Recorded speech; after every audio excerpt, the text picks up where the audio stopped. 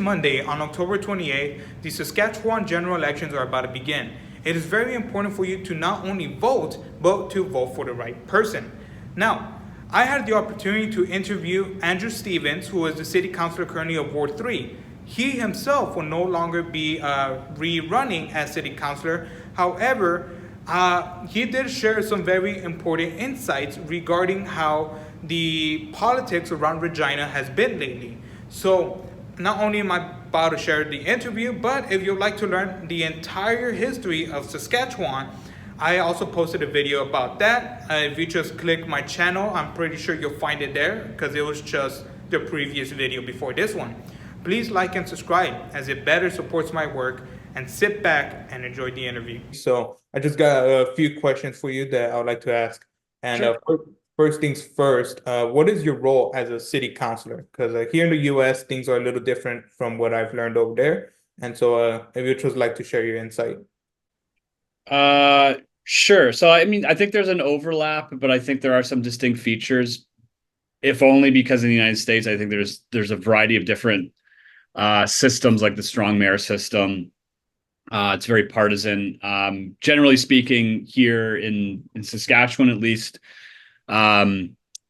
technically nonpartisan. So if we're thinking about the structure of it, we have a mayor who is elected by the population as a whole, and they sit as an equal, if you will, at the council table.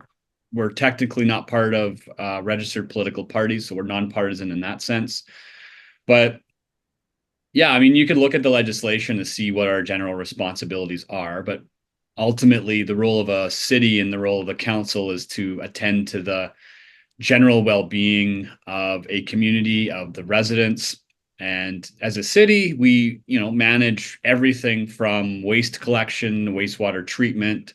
We're getting more and more involved out of necessity in broader questions about community well-being. So if we're thinking about inequality and poverty and food security and insecurity, anti-racism, reconciliation, homelessness, housing, we've always had some kind of role to play there, but I think the withdrawal of provincial governments and federal governments in the past has forced us to be a bit more active. But the day-to-day job is tending to every possible or feasible concern, whether it's, dogs that are kind of roaming around the streets, to potholes, to parking, big policy decisions, council meetings. Yeah, that's kind of it in a nutshell. Recently saw the list of published on October 11th of the candidates for the next election, and I noticed that your name wasn't on the ballot anymore. And so we saw a couple articles saying that you won't be running again as a city councilor. Sure. Well, I never wanted to do more than 8 years and 2 terms anyways. So when I got into it, that's kind of what I had imagined. So I'm just sticking to a commitment that I had made. And part of it was driven by I had no interest in just hovering around. I think there's a tradition in some corners of mayors and councilors just sticking around until someone gets rid of them. I just wasn't interested. Never wanted to be my full-time gig or a long-term thing. Very rewarding. So I kind of went into it with a mission, if you will, of accomplishing particular things over a period of time. But I'd say it's kind of like that party you go to where you say you're going to have 1 or 2 drinks, and you typically stick to it if the party is what it is. But if someone shows up that you're interested in or you haven't seen in a while, maybe you'll stick around.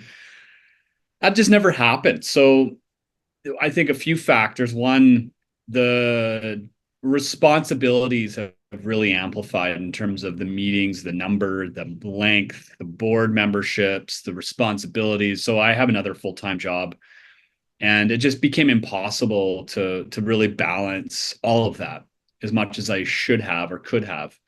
And I just felt like going into another term, it would be even more intense in a very good way, just the more responsibilities. And I think there's a growing expectation, especially over COVID. It's kind of a national trend of residents are less happy. There's actually a lot more threats and issues of harassment levied against elected officials across the country. So there's that component. And, I just couldn't afford to take days upon days off for my other job, which I enjoy much more. to sit around meetings that seem to go nowhere, to be perfectly honest. As rewarding as the job was overall, it's not compatible with what I wanted, or certainly not compatible with my other professional and personal obligations. That's very respectful. I feel like a lot of politicians should take note of that because some people are there their entire lives and it just feels like the same thing over and over again. So that's really interesting. I didn't see any articles written about your opinion regarding that. I just saw that you weren't running again and some controversies. And so I just want to hear it from you. So now that you will be leaving office in a bit, what work do you still feel needs to be done? Yeah, despite the fact that as I just said, 8 years, that's kind of what I wanted to do. There's always unfinished work. I'd say um it's always nice to see things started, but you kind of want to be there for them to bear some fruit. So for instance, if we're thinking about recreation and the commitment that we're making to investing more in recreation amenities, we recently, in our last meeting, kind of gave the green light to a large aquatic facility as an example. Well, that's still going to take some work over the next council to make it happen. It could always be undermined. So I do worry about that. Um, Basic infrastructure, there's a lot of big projects that are going to help facilitate intensification and urban growth in certain communities. We just are lifting off. And I think I'm hopeful that the next council and the mayor wants to carry on with that tradition that we started, that was a breach from the past of how decisions were made, and a different approach to thinking about how the city grows. I really want to see that come to fruition. And if I stuck around, that's what I would really push for. There's bigger issues about community safety and well-being. Homelessness in the city has skyrocketed predictably over the years, partly due to changes to the social assistance model, but also just the compounding effects of what had happened over the pandemic, the increased use of opioids, fentanyl crisis. Roped in there are mental health issues. I think the intergenerational trauma and indigenization and reconciliation, I think, is immensely important, and I want to see that carried through. And that's something that never ends, but it's an important mandate. I had a series of motions that were kind of all lined up, but we just never got to them before the last meeting about investing more rigorously in homeless shelters, as well as a housing first model with money from the provincial government. So I want to see that continue. And incidentally, I think this election is basically premised on homelessness and the serious social issues that are plaguing our city. And it's not new to us. And I imagine in the United States, you're seeing similar issues with tent cities and impoverishment. And, like the United States, a very unstable political climate. It's less severe here without Trump, but nonetheless, there's a growing tapping into of that sentiment in Canada, which is very concerning. And so it's important to have municipal councillors that are able to kind of weigh against those trends and that attitude that's anti-immigrant, vaguely racist and whatnot. I want to continue on with that. I think it's also important for us to embrace newcomers. We are growing only because folks are moving here from other parts of the world, and most of those folks are racialized, non-white. And I think it's important to ensure that the city looks like them, whether it's administration, whether it's the people working in the aquatic facilities or recreation amenities. So those are policy frameworks that we were slowly building. And I think it's going to be important to see those through, to make sure Regina remains a welcoming place for people and doesn't give in to this whole yellow vest anti-migrant sentiment that we're seeing, certainly in the United States, but it's always been here. So those are things that I probably will, whether I like it or not, be paying attention to going forward. Yeah, that's really interesting that you mentioned homelessness. I was specifically in Ward 3. Couldn't walk around without seeing homeless every block. So that is very interesting that you mentioned that because I also read that in June this year, a proposed shelter site was rejected, and you questioned the motive, whether or not it was genuine. So can you kind of walk me through that, like process? How did it look like? Why do you think you didn't feel it was genuine? Sure. So, this isn't my first rodeo. I've heard all of these arguments. I've worked with some of these people over the years. So I got to know them, and I can tell when they're they're trying to present an image that seems a bit more sophisticated and reputable, when in reality they just don't believe that cities should have any involvement in what we think of as homelessness, right? Like shelter space and housing and whatnot. And so I heard a bunch of stuff at that first meeting that I thought was kind of BS, to be frank, like traffic, like I've heard them speak enough, and then saying that like they were really struggling to find a reason to not want to approve that. Well, it was too much money, even though we were getting a larger sum from the provincial government for operations and capital, as well as from the Fed. So I just didn't believe them, to be perfectly honest with you. But I'll take them at their word until such time as I have to doubt it. And so I thought it was foolish for a couple of reasons that we passed on that. One is it was the actual deal that those councillors who are often very critical of my approach to where we should be going to deal with homelessness, we got everything we wanted. And so I thought, this is what some of us, and certainly those folks who voted against it, they've been asking for to happen for 8 years. Province has to be there. Okay, they were there. They have to fund operations. Got it. All we did really is find some siting locations and work with the planning component of it. You know, there was also operational dollars and an Indigenous run organization that was going to do it. So check, there's 3 boxes that we've all collectively been able to agree on, which is quite amazing. And then they voted against it. And I thought, well, what do you want? Like, this is precisely what you've been asking for. So I think it was just really chaotic. I think it was very foolish, but I kept it alive with something called a reconsideration motion. So basically, you need a motion to reconsider a specific item that's already been decided upon by council. And I kept it alive. And I think what helped was I wouldn't let it die at the council table. And so I was forcing us to come back to it. And administration was then going to other locations that they had assessed and figuring out what's the second best. And then they did a really good job of figuring out, okay, what is it that those councillors were asking for? What was their point of opposition? And so I think they did an incredible job addressing the political concerns, and they didn't let anybody escape. Like, if you just don't want it, say so. Don't BS your way around it. Mm-hmm. So eventually we did get another site. We approved it. That should be something that's rolling out in the next couple of months when the other shelter closed down. So we'll be at a zero sum, but it was just absurd. The arguments were foolish. And, I've kind of just had it with people not taking seriously the crisis and thinking that it's okay for folks to live on and like barren property in tents, but God forbid we should actually have a shelter with some semblance of supports and comfort for those individuals on the dime of the province, which should be funding it. So it was kind of a good news, okay story at the end, but I wouldn't let us get away with excusing ourselves from that table.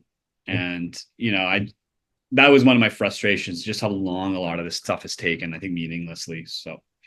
Yeah. I was reading more about the plan itself, and I did see, in fact, that you guys received a huge fund from Canada. So a lot of money was heading towards Saskatchewan, and that you found 23 potential sites, I think, or checked out 23 potential sites, and then it was voted against it. And so I also had the same question, like, why will you just cancel it if you already had everything? I also read that the Indigenous community as well was going to be pitching in on that, something along those lines. And so very interesting that you brought all of that up. I actually want to hear your opinion about it, because I found a quote stating that you basically wasted 7 hours right there just going back and forth about something that wasn't going to happen. So I really appreciate how you kind of keep things on a real level, because I see a lot of politicians always circle around this when you bring stuff like this up. And so I'm glad that you can't just speak for what it is. And with that being said, so Ward 3, we got to talk about David Fraud, Mr. Tanver, and Barry Wilwaukee. Wilkie. So 3 candidates for Ward 3. I got to know where you stand. Who do you think deserves the next counselor title? Who will better represent you after you're gone? Sure. So the third candidate was relatively new to me. I think I just saw it on the day that they finalized it because until that it was David Fro and Barry Wilkie. Uh, I've had encounters with Barry Wilkie as a counselor, and before that, he had some run-in with the city and the planning commission, local business owner. To be perfectly frank, I see him as self-interested. The things that he would reach out to me about, like getting rid of bus stops because he wanted to free up 3 parking spaces in front of a restaurant he wanted to buy. He opens businesses without proper authority from the health authority or from the city with regards to code requirements. Um, there's rumors that I won't repeat circulating, and when people cold called me out of the blue to talk about how problematic he is as a business person, it makes me think. And I always want evidence, but and then I think quite self-interested when it comes to old timer hockey, and like everything about it seems very self-motivated. My inclination is to believe that he's supported by Advanced Regina, which is a right-wing um, political movement trying to summon hate against so-called progressive counselors like myself and create conditions for conservative right-leaning folks like Barry Wilkie to get elected. I don't have any evidence to prove that connection, which is part of the problem with Advanced Regina and that campaign. But I think in my own encounter, he's not really a person of integrity. Dave Fro, I've known for a few years. At first, he was part of Economic Development Regina, which was an arm's length municipal corporation that was funded in part by the city. Great guy, smart, understands policy, economic development, but also social issues and community. And he currently works for the Regina Food Bank. And he was quite instrumental in creating this hub that's actually gained some attention in the United States and in Canada. Not the not the brand new ideas, but a notion of a food bank where it's set up like a grocery store. So there's a level of dignity and it's a community hub. And he did that with partners across the corporate and social services world. Um, he gets it and he understands a lot of the community, anything in better ways than I would. So I think David Fro is a strong candidate, and he's someone that I think checks off most boxes if I'm thinking of who should be on council, which is you're there for the right reasons, you have principles, you're capable, you know why you want to be there, you have connections in the community, however you define that. Everybody's a little bit self-motivated, but knowing what he does and the conversations I've had with him, like checks all the boxes. And Mr. Wilkie doesn't. It's he boasts about living in a house for 37 years. Well, I need more than that. And then the third candidate, I actually know nothing about. Like, it's not hard to be a candidate in municipal politics, so I can't say anything one way or the other. What I will say is that look, Regina desperately needs some non-white counselors and representatives for all sorts of reasons. And that third person fits the bill, but that's not enough. Nobody should be voting simply because they see a person of color. That's not enough. There's incredible racialized folks in the city who I was trying to get to run for council, and one did in another ward. I was really trying to get an Indigenous candidate to run in Ward 3 under the other boundaries. And that didn't play out, but barring that, I think Dave Fro is a stellar candidate and likely the most competent of many of the council candidates across the city. Yeah. Yeah, when I was over there walking around the city, I saw a lot of his billboards, and so I just made sure to write the billboards in which I saw. And I only saw those three candidates, and then after doing further research, I noticed that they're the only three, and so I saw a lot of him. So I'm glad that he seems like a honest guy and with great principles, as you mentioned. So we'll see what this election brings out and who will be the one on top. And one of my last questions is, do you have any plans to continue working politics, maybe in another future? I don't know. Like, I was encouraged to run for the leadership of the New Democrats. I think mostly as a paper candidate, it would have been kind of fun, but it never really called to me, to be honest with you. not to be disparaging of it, but I'm a professor. I've kind of rekindled my love affair of teaching, of research. I'm sinking back into what I was trained to do and what I enjoy. So for now, I couldn't stomach the thought of like launching into another realm of politics in that fashion.